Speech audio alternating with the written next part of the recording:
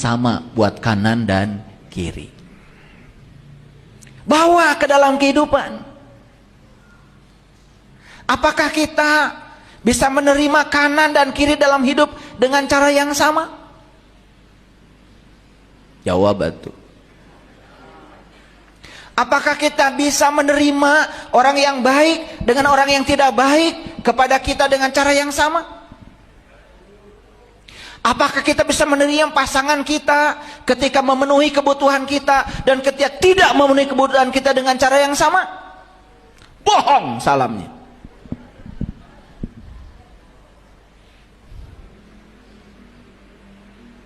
Dan kita tidak merasa menipu diri sendiri. Kenapa? Karena kita hanya melakukan kegiatan motorik tanpa kesadaran. Gitu-gitu saja habis sholat. Terus terang, saya kalau sudah bilang salam ke kanan, salam ke kiri, kanan itu melambangkan kebaikan, kiri itu melambangkan yang tidak kita inginkan. Kanan itu melambangkan segala sesuatu yang kita ingin, kiri itu melambangkan segala sesuatu yang tidak kita ingin. Berarti saya sedang berjanji pada diri saya harus bisa menerima yang saya inginkan dengan yang tidak diinginkan dengan salam yang sama. Begitu? Nah, bagaimana sholat kita bisa mengakar, menciptakan satu kesadaran sehingga kita terbebas dari perbuatan keji dan munkar. Ketika sukses, sombongnya luar biasa. Ketika gagal, terpuruk luar biasa. Mana hasil salam Anda? Kita hanya mengucapkan itu dan menggerakkan kepala kita ke kanan, ke kiri, ke kanan, ke kiri. Tidak ada kesadaran yang dibangun. Bayangkan coba, dari takbir sampai salam, kita tidak mengerti gerakan itu buat apa, kesadaran apa yang sedang dibangun di semua gerakan-gerakan sholat. Kenapa setiap pergantian posisi tubuh kita menggunakan Allahu Akbar? Kenapa? Kenapa? Kenapa dari tangan begini kemudian tangan begini Allahu Akbar? Kenapa ketika mau ruku harus Allahu Akbar? Kenapa itidal harus Allahu Akbar? Kenapa sujud Allahu Akbar? Sadar? Karena hidup adalah perubahan. Dan setiap kita berubah, Allahu Akbar. Percaya sama akbarnya Allah. Hari ini kita punya, besok tidak punya, Allahu Akbar. Hari ini orang baik sama kita, besok orang menghujat kita, Allahu Akbar. Allah yang akbar, dia yang maha tahu, dia yang maha segalanya. Percayakan sama dia, gak ada yang buruk menurut dia. Baik dan buruk adalah pikiran kita. Begitu? Apa kabar sholat kita? Pantas kalau sholat kita malas. Kenapa? Kita cuma ngitung rakaat. Nanti bekelen jaga deui. Padahal hidup itu di sini, saat ini, sekarang. Untuk melihat jaga kita selamat, lihat hari ini kamu selamat atau tidak. Untuk melihat jaga kita selamat, lihat kehidupanmu hari ini. Jangan nunggu jaga. Jangan berjudi tentang masa depan. Masa depan kita akan baik kalau hari ini kita menciptakan sebab-sebab yang baik. Setuju? Kalaupun masa depan itu ada, itu hanya akibat dari hari ini. Ingin memanen masa depan yang baik, tanam semua yang baik. Jadi, kalau saya bongkar rahasia sholat semuanya, gak cukup waktu. Ini hanya contoh bahwa orang munafik itu suka mendirikan sholat, tapi sholatnya malas. 2, yura'unan nas. Dia suka mendirikan sholat, tapi ria di hadapan manusia. Ria itu ada 2 hadirin. Dalam ilmu fikih ada ria nifak, ada ria adat. Ria nifak nih, mau mendekatkan diri kepada Allah karena ada muatannya, karena banyak masalah baru mendekatkan diri pada Allah. Orang yang kayak gini masalahnya tambah banyak. Butuh Allah itu kalau lagi ada masalah. Butuh Allah itu karena banyak peristiwa yang terjadi dalam kehidupannya yang tidak diinginkan. Bukan karena butuh Allah. bermuatan kepada Allah. Itu riya nifak namanya. Baru sholat karena sudah terpuruk.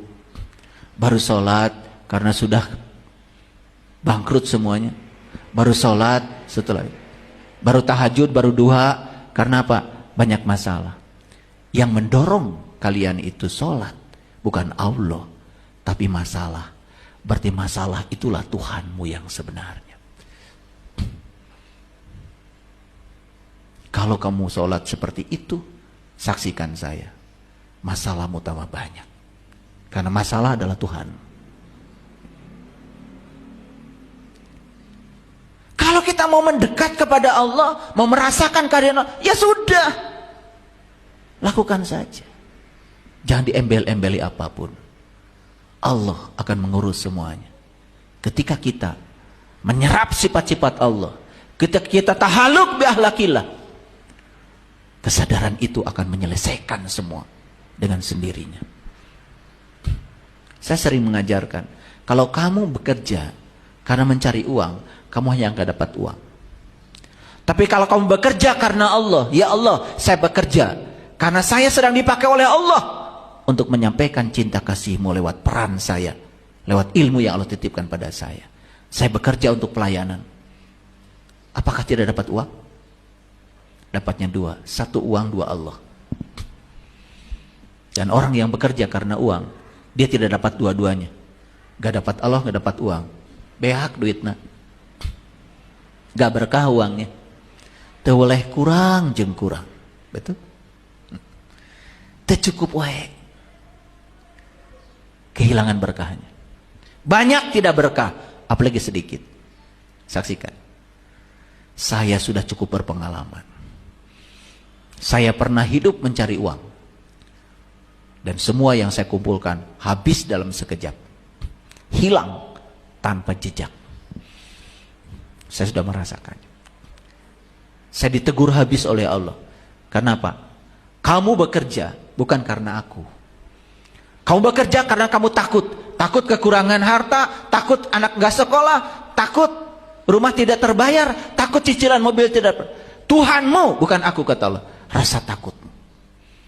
Makanya ketika Tuhanmu rasa takut, masalahmu tambah banyak, kesulitanmu tambah banyak. Saya sudah mengalami. Saya minta ampun sama Allah, ya Allah.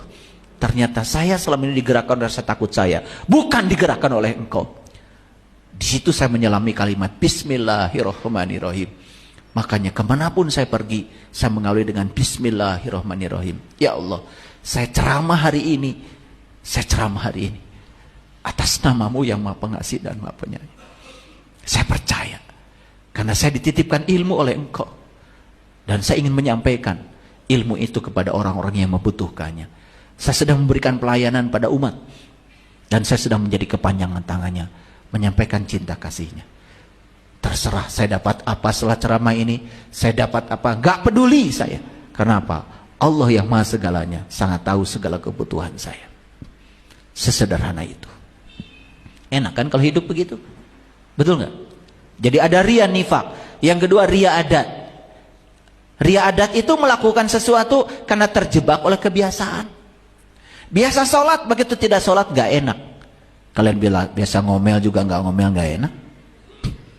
Betul nggak? Dua-duanya ria. Ria nifak, ria adat. Yang ketiga, ini yang lebih dahsyat lagi. Wala yazkurunallaha illa qalila. Dan tidaklah mereka mengingat Allah kecuali sedikit sekali.